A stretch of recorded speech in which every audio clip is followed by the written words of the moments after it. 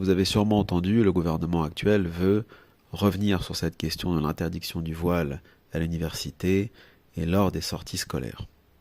Alors, au-delà de ce qui est proposé, vous remarquerez que ça ne s'arrêtera jamais, comme je l'ai dit à plusieurs reprises par le passé, c'est qu'en 2060, en 2080, en 2160, en 3050, si on vient encore, Allahu a'lam, vous aurez toujours cette république, avec toujours les mêmes bras cassés, toujours les mêmes baltringues du système qui viendront parler du voile. Sauf s'il a été interdit avant, sauf si les musulmans auront définitivement quitté la France. Mais ça, c'est un autre sujet. Toujours est-il que la politique, cette politique politicienne, cette politique bidon en quelque sorte ne s'arrêtera jamais, puisque c'est ce que le système a trouvé pour endormir les masses. Mais bon, ça va tenir combien de temps? Ça fait déjà 25 ans qu'ils utilisent cette question de l'islam et du voile. Islam qui provient des musulmans, musulmans qui nous ont fait eux-mêmes venir par millions sur les 50 dernières années, donc enfin, tout ça est schizophrénique, mais enfin bref, toujours est-il que sur la question du voile et sur la question de l'islam, mais surtout sur la question du voile, mais sur toutes les questions liées à l'islam, ce qui serait bien, c'est qu'aujourd'hui il y a plusieurs générations de musulmans et de musulmanes qui sont français et françaises, et ce serait bien que ces gens-là s'expriment eux-mêmes et arrêtent de se faire défendre par leurs éternels parrains de gauche précisément, parce que les musulmans sont toujours et ont toujours été sous la coupe des gauchistes.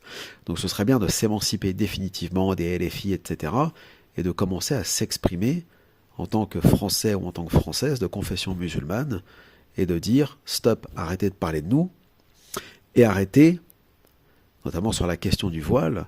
Quand vous entendez le ministre de l'Intérieur dire que le voile est le symbole de l'infériorisation des femmes par rapport aux hommes, moi je ne comprends pas que des musulmanes continuent encore et encore de se plaindre du fait que ce soit des imams, des prédicateurs ou des hommes qui parlent à leur place, avec un discours sous-jacent féministe à deux balles, mais pourquoi pas? À ce moment-là, qu'est-ce que vous attendez pour prendre la parole vous aussi, là, au lieu de faire des vidéos sur TikTok?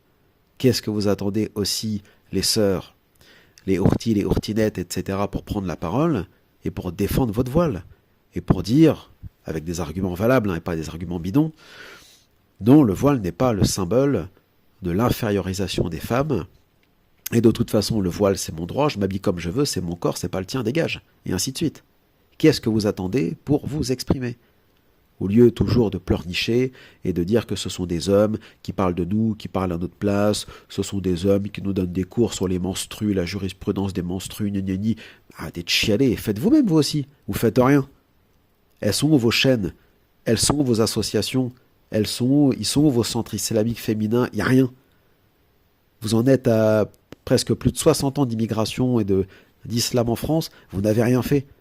En Angleterre, aux États-Unis, dans tous les pays, tout le reste des pays d'Europe occidentale, d'Europe de l'Est, etc., il y a des militantes, il y a des vraies militantes associatives, etc. Il y a des musulmanes qui se bougent et qui défendent leur voile, leur corps, leur façon de s'habiller, leur religion, leurs préceptes, et ainsi de suite. Vous, en France, vous foutez rien.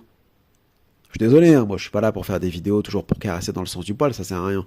Mais moi, c'est quelque chose vraiment que je ne comprends pas. Comment on peut d'un côté pleurnicher au fait que ce soit les hommes qui parlent à votre place, hein, des barbus, etc. Mais vous, en tant que femme musulmane, vous ne dites rien. Vous ne vous défendez pas. Vous allez après pleurer sur les épaules des imams, de vos maris, etc. Il faudrait savoir.